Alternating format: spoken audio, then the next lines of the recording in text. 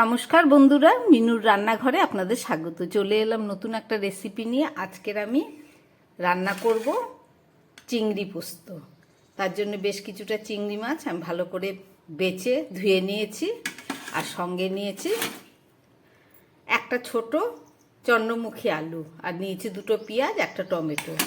এছাড়া যেহেতু এটা পোস্ত দিয়ে করব, এই যে পোস্ত নিয়ে নিয়েছি বেশ কিছুটা, আর নিয়েছি সামান্য কাজু আর শুকনো লঙ্কা। এই সব দিয়ে আজকে আমি দারুণ স্বাদের একটা চিংড়ি পোস্ত রান্না করে আপনাদের দেখাবো। তাহলে চলুন শুরু করি। চিংড়ি পোস্ত রান্না করার জন্য একটা কড়াই বসিয়ে দিয়েছি আমি, তার মধ্যে দিয়ে দিচ্ছি পরিমাণ মতো সর্ষের তেল। এই রান্নাটা সর্ষের তেল দিয়েই করব। তেলটা গরম হয়ে গেছে, এবারে আমি কয়েক টুকরো আলু এর মধ্যে ভেজে নিচ্ছি।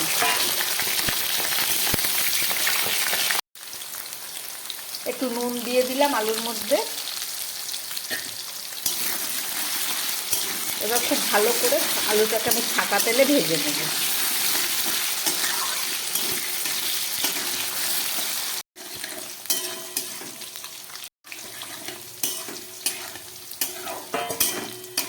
আলুগুলো ভাজা হয়ে গেছে, এবার আমি তুলে নিচ্ছি।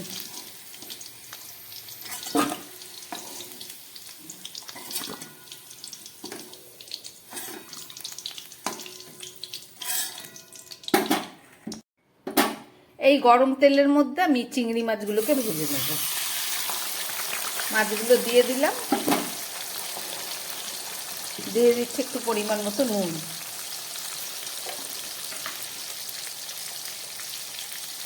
আর একটু হলুদ দিয়ে দিলাম। দিয়ে মাছটাকে আমি খুব ভালো করে এবার ভেজে নিচ্ছি।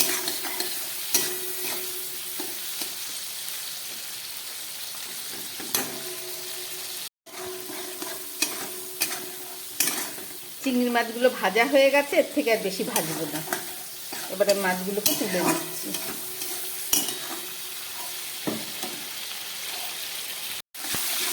চিংড়ি মাছটা তুলে নিলাম। এবার এই তেলের মধ্যে আমি একটু গরম মশলা ফোড়ন দেবো। একটু দুটো সামান্য এলাচ দিলাম, আর একটু লবঙ্গ, একটু দারচিনি দিয়ে দিচ্ছি, একটা শুকনো লঙ্কা, সঙ্গে দিয়ে দিচ্ছি কেটে রাখা পেঁয়াজ। পেঁয়াজটাকে দিয়ে আমি খুব ভালো করে এবার পেঁয়াজটাকে ভেজে নেব।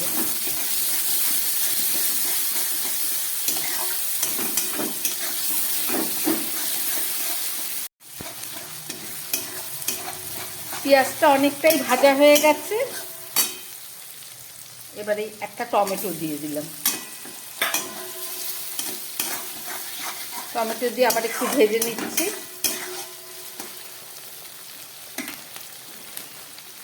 খুব সামান্য একটু নুন দিলাম, কারণ আলু আর চিংড়ি মাছ আমি নুন দিয়েই ভেজেছি।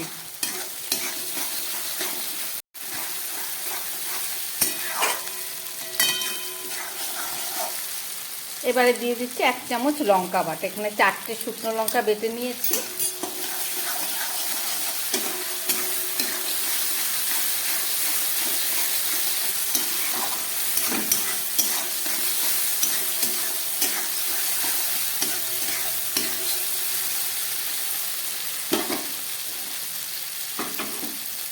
এবারে এই যে ভেজে রাখা চিংড়ি মাছ আর আলুটা, এটাও দিয়ে দিচ্ছি। দিয়ে একটু মশলার সঙ্গে কষিয়ে নেব।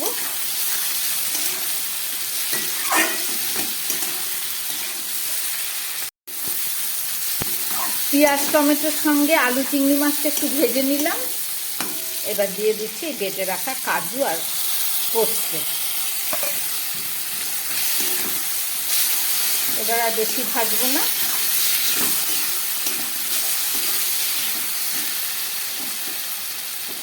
এবার আমি দিয়ে দিচ্ছি উষ্ণ গরম জল।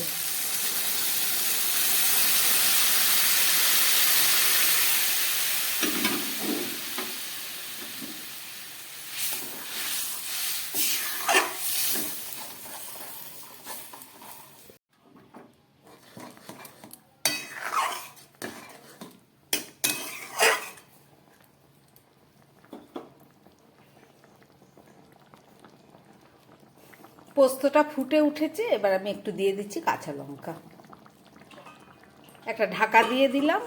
গ্যাসটা কম করে এখন 5-6 মিনিট রান্না হোক, ফেরত এসে আবার দেখাচ্ছি। ঢাকাটা খুললাম, প্রায় 5-6 মিনিট হয়ে গেছে, গ্যাস কম করে রান্না করলাম।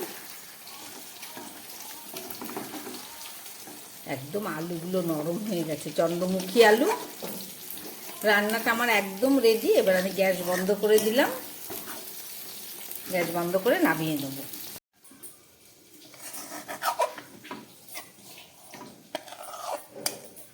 আলু পোস্তটা একদম গায়ে মাখা হয়ে গেছে।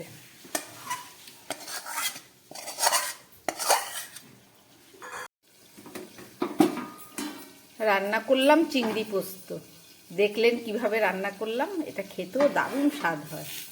যদি ভালো লাগে তাহলে চ্যানেলটাকে লাইক করবেন এবং সাবস্ক্রাইব করবেন। নমস্কার, সবাই সুস্থ থাকবেন, ভালো থাকবেন।